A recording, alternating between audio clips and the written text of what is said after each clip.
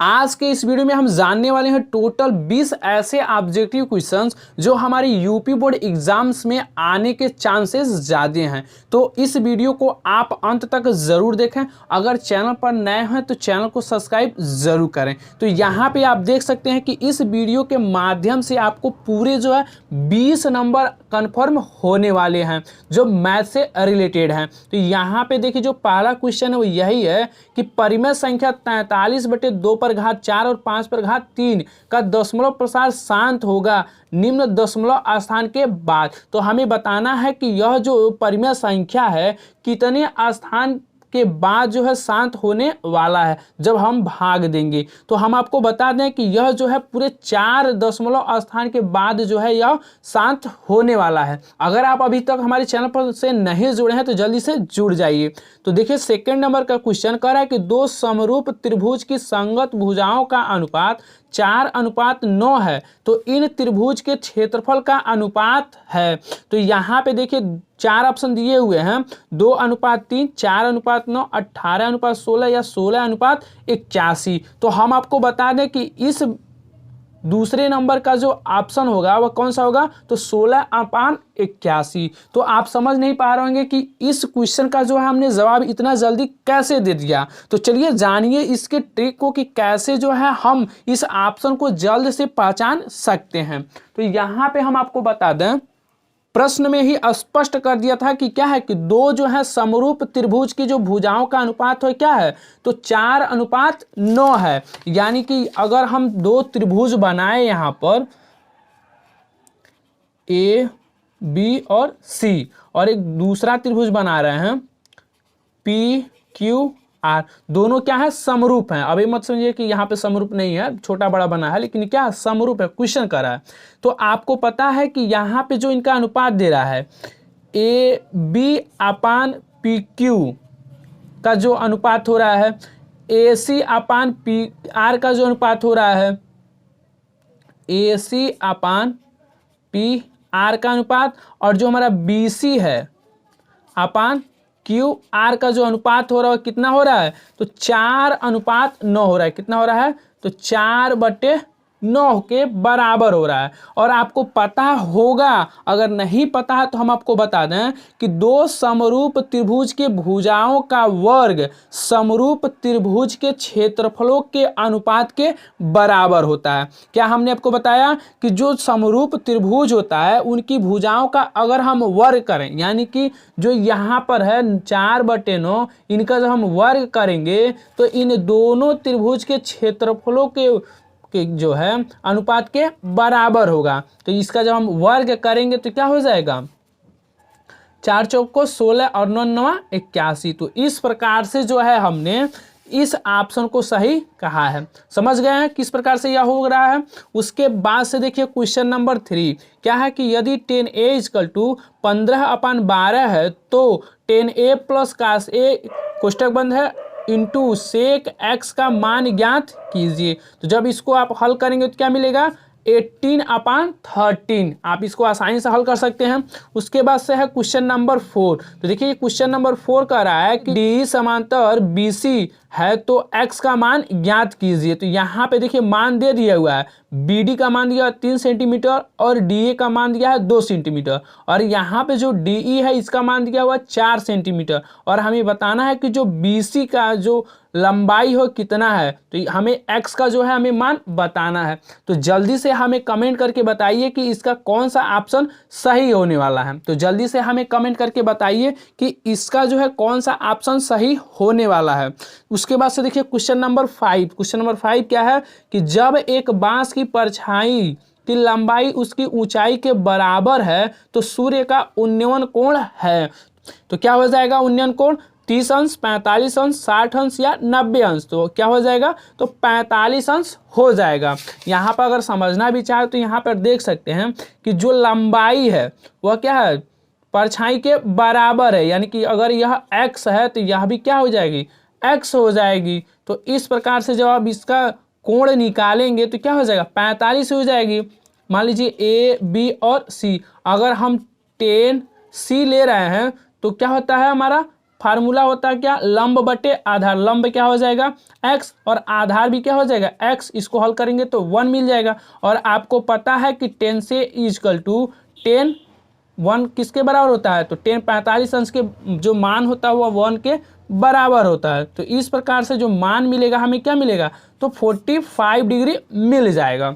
उसके बाद से देखिए क्वेश्चन नंबर 6 क्या है, यदि sec A is equal to cosec B is equal to 2 तो a प्लस बी का मान ज्ञात कीजिए। 0 होगा, 90 होगा, या 90 से छोटा होगा, या 90 से बड़ा होगा। तो देखिए जो इसका मान होगा a प्लस बी का वह 90 के बराबर होगा। उसके बाद से क्वेश्चन नंबर 7, रेखाएं x equal to 3 x equal to y तथा x अक्ष से प्राप्त त्रिभुज का क्षेत्रफल है। तो हमें जो है बताना है क्या, त्रिभुज का क्षेत्रफल। और यहाँ पे क्या कर रहा है कि जो y अक्ष पर है वह भी क्या है x के बराबर ही है, और x का मान कितना दिया हुआ है, तो 3। तो इस क्वेश्चन को हल करेंगे कैसे, तो देखिए यहाँ पर जब आप ग्राफ बनाएंगे इस प्रकार से, तो यह हो जाएगा 1 2 3, और y अक्ष पर क्या है x के बराबर ही है, तो इस पे भी हो जाएगा 1 2 और 3। तो जब आप इसको दर्शाएंगे कुछ इस प्रकार से, तो इस प्रकार से अगर मिलाएंगे तो एक त्रिभुज बन रहा है। देखिए यहाँ से यहाँ तक, तो यहाँ का जो निर्देशांक होगा क्या होगा 0,0 हो जाएगा, और यहाँ का निर्देशांक क्या हो जाएगा, तो 3,0, और यहाँ का निर्देशांक हमें क्या मिल रहा है, तो 0,3। तो इस प्रकार से एक त्रिभुज बन रहा है। यह नाम अगर देना चाहे तो यह हो जाएगा ए, यह बी और यह सी। तो जब हम त्रिभुज का क्षेत्रफल निकालेंगे तो त्रिभुज का क्षेत्रफल का जो फार्मूला होता है क्या होता है, 1/2 कोष्टक में X Y minus Y plus X Y minus Y plus X Y minus Y कोष्टक बंद, यही फार्मूला होता है। और यहाँ पे क्या होता है 123 231 और यहाँ पे होता है 312। यह याद करने का ट्रिक होता है अपना अपना। तो हमने याद किया इस प्रकार से 123 231 और 312। बाकी कोष्टक में सेम ही होता है, x कोष्टक में होता है y minus y x Y minus y, ठीक ना। तो इस प्रकार से जब फार्मूले में रखेंगे तो यहाँ पे देखिए जो x1 की वैल्यू अगर हम ले रहे हैं 0, तो यह हमारा टोटल क्या हो जाएगा 0 हो जाएगा। फिर उसके बाद से अगर x3 का मान हम रख रहे हैं तो यहाँ पे अगर x3 का मान रखेंगे लेकर के तो 0 हो जाएगा। तो यह भी पूरा क्या हो जाएगा 0 ही हो जाएगा ना। तो यह भी 0 यह भी 0। अगर हम x2 ले रहे हैं तो x2 क्या है हमारा 3 है, और y3 क्या है हमारा, तो y3 है हमारा 3, और y1 जो हमारा क्या हो रहा है तो 0, तो 0। तो इस प्रकार से क्या मिल रहा है इसको हल करने पर तो 9, और कोष्टक के बाहर क्या है 1/2। तो इसको जब हम हल करेंगे तो क्या मिलेगा 9/2 वर्ग इकाई, ठीक है। तो इस प्रकार से जो हमारा ऑप्शन हो रहा है क्या 9/2 जो है सही हो रहा है। आशा करते हैं कि आप समझ गए होंगे कि किस प्रकार से जो है हमने इसको हल किए हैं। तो एक बार और आप देख सकते हैं। तो चलिए अब अगले क्वेश्चन की ओर हम बढ़ते हैं। तो देखिए यहाँ पे हमने आपको 8वां क्वेश्चन भी दिखा रहे हैं कि यदि एक समांतर श्रेणी का 7वां और 13वां पद दिया हुआ है 34 और 64, तो 18वां पद है 87 88 89 या 90। तो इस क्वेश्चन को कैसे सॉल्व करेंगे, तो आपको जो है स्पष्ट रूप से दे दिया हुआ है क्या 7वां पद दे दिया हुआ है, कितना दिया हुआ है तो 34 दिया हुआ है, और जो हमारा 13वां पद है वह दिया हुआ है कितना तो 64 जो है दे दिया हुआ है। तो इसको जब हम हल करेंगे तो प्रथम पद उसके बाद से क्या होता है n-1 into d equal to क्या हो जाएगा 64 हो जाएगा। ठीक, इसको भी हम लिखेंगे तो क्या हो जाएगा a plus n-1 into d equal to 35। तो यहाँ पे ना ही हमें a मालूम है ना ही d, n तो मालूम है। तो क्या है n 7वां पद, तो 7 में से 1 घटाएंगे तो क्या हो जाएगा 6, यानी कि एक प्रकार समीकरण क्या बनेगा तो a plus 6d is equal to 34, और यहाँ पे क्या बनेगा a प्लस 13वां पद था तो n की जगह 13 रखेंगे तो क्या हो जाएगा 12d इजकल टू 64। तो यह बन रहा है हमारा समीकरण 1 और यह बन रहा है हमारा समीकरण 2। तो अब हम क्या करेंगे, तो जो हमारा समीकरण 1 है और समीकरण 2 को जो हम घटाएंगे क्या करेंगे, तो समीकरण 1 माइनस समीकरण 2। तो एक हमारे क्या है a प्लस 6d माइनस नहीं सॉरी इजकल टू 34, और यह हमारा a plus 12D equal to 64। इसको हल करेंगे तो ए से ए क्या हो जाएगा, कैंसिल हो जाएगा, और यहाँ पे क्या हो जाएगा माइनस, और यह प्लस है तो माइनस, तो यहाँ पे हमें क्या मिलेगा, तो यहाँ पे हो जाएगा -6D, और यहाँ पे हो जाएगा -30। तो D का जो हमें मान मिलेगा क्या मिलेगा 5। तो देखिए D का मान हमें क्या मिल गया 5 मिल गया। तो अब 5 का मान हम किसी समीकरण में रखेंगे तो A का मान हमें मिल जाएगा। तो देखिए एक में जो हम D बराबर 5 रखने पर, ठीक है, तो रखेंगे तो क्या मिलेगा A + 6 × 5 इक्वल टू 34। तो A इसका 4 मिलेगा, क्योंकि 34 में से हम 30 घटाएंगे तो क्या मिलेगा, सिर्फ और सिर्फ जो हमें 4 मिलेगा। तो A का मान हमें मिल गया 4, ठीक है। तो जब हमें A मिल गया, D मिल गया, तो अब हम आसानी से जो है जो हमें 18वां पद ज्ञात करना है वो ज्ञात कर सकते हैं। तो जब हम 18वां पद ज्ञात करेंगे, कौन सा 18वां पद, तो फार्मूला क्या हो जाएगा A + 18 - 1D। तो A हमारा कितना मिला है, तो A मिला हमें 4, और यहाँ पे हो जाएगा 17 × D कितना है, तो 4, तो क्या 17 5 क्या हो जाएगा 85, और 4 क्या हो जाएगा 89। तो जो हमारा 18वां पद मिला है क्या मिला है, तो 89। तो इस प्रकार से जो हमारा ऑप्शन नंबर तीसरा है वह सही हुआ, ठीक है। उसके बाद से देखिए क्वेश्चन नंबर 9 क्या है, यदि sec theta + tan theta equal to x हो तो सेक थीटा का मान होगा। तो इस क्वेश्चन को भी आप सॉल्व कर सकते हैं लॉजिक के ही माध्यम से, उस प्रकार से आप सॉल्व जल्दी से नहीं कर पाएंगे। तो इसके लिए आपको क्या करना होगा, तो आपको जो है एक फार्मूला याद होगा। फार्मूला क्या होता है, sec square theta minus tan square theta equal to 1, ठीक है। सेक थीटा का मान हमें ज्ञात करना है, यह जो है हमारा क्या था फार्मूला है। अब देखिए इसको हम लिख सकते हैं क्या, sec theta plus tan theta, दूसरे कोष्टक में लिख सकते हैं हम sec theta minus tan theta equal to 1, ठीक है। अब देखिए यहाँ पे क्वेश्चन में हमें दिया हुआ है क्या, sec theta plus tan theta equal to x। तो जब हम मान रखेंगे तो क्या हो जाएगा x, और यह हो जाएगा हमारा क्या sec theta minus tan theta equal to 1।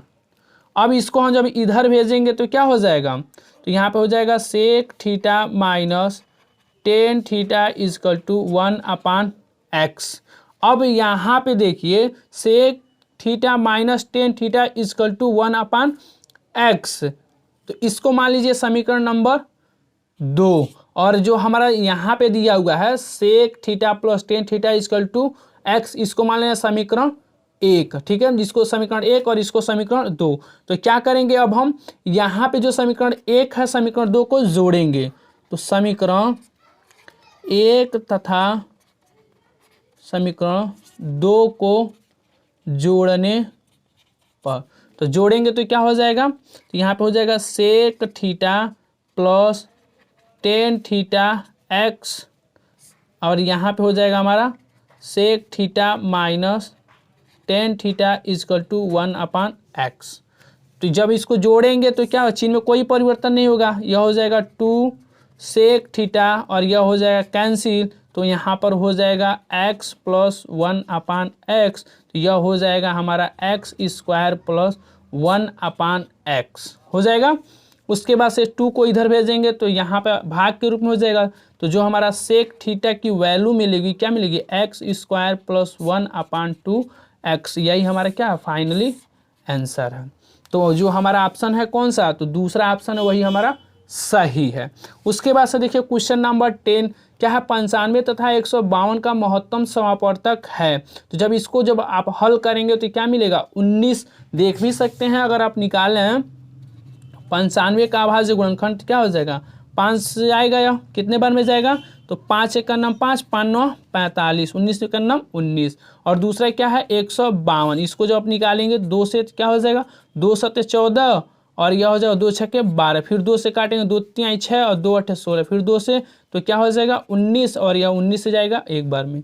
तो यहाँ पे हमें क्या निकालना है लॉसो, तो यहाँ पे हमने क्या निकाला है तो महत्तम समापवर्तक, महत्तम समापवर्तक में क्या होता है, जो दोनों में मिलता है वही निकलता है। तो कौन सा था, तो 19, तो कौन हमारा सही ऑप्शन, तो 19।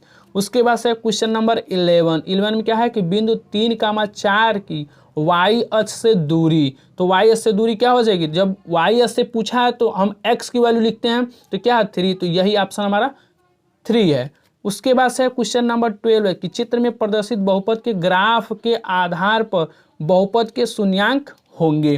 तो यहाँ पे आप समझिए, मान लीजिए ग्राफ बना दिया जाए और इस प्रकार से यह घूमे तो कितने शून्यक होंगे, तो हम आपको पहले ही बता चुके हैं कि एक्स अक्ष पर यह जितने बार काटेगा, ठीक है, तो उतने शून्य किसके होंगे। तो कितने बार काट रहा है, तो 1 बार, 2 बार, 3 बार, 4 बार और 5 बार, तो इसके कितने शून्य होंगे, तो 5 बार, ठीक है। अगर यहाँ पे 3 ही बार काटा होता तो सिर्फ 3 ही शून्य होते हैं, ठीक है। तो यहाँ पर जो ऑप्शन होगा क्या होगा, 5 बार, इसमें से कोई नहीं होगा, ठीक ना। यहाँ पे हमें 4 ही बार काटना था लेकिन हमने 5 बार काट दिया, ठीक है। उसके बाद से क्वेश्चन नंबर 13 क्या है, यदि sine theta minus cos theta equal to 0, तो sine 4 theta plus cos 4 theta का मान ज्ञात कीजिए। तो जब आप इसके भी मान ज्ञात करेंगे तो क्या मिलेगा, 1/2। वीडियो बहुत लंबा हो रहा है तो इसलिए आप इस क्वेश्चन को स्वयं भी सॉल्व कर लें। और हमने आपको बताया था कि हम इस क्वेश्चन का जो है फाइनली आंसर अंत में देंगे, तो हम आपको बता दें कि इसका जो फाइनली आंसर होगा क्या होगा, 10 मीटर होगा, लेकिन कैसे होगा यह आपको स्वयं पता करना है, ठीक है। तो चलिए मिलते हैं हम नेक्स्ट वीडियो में। अगर आपको यह वीडियो अच्छा लगा हो तो अपने दोस्तों के साथ शेयर ज़रूर करें और हमें कमेंट करके बताएं कि यह वीडियो आपको जो है कितना हेल्पफुल लगा।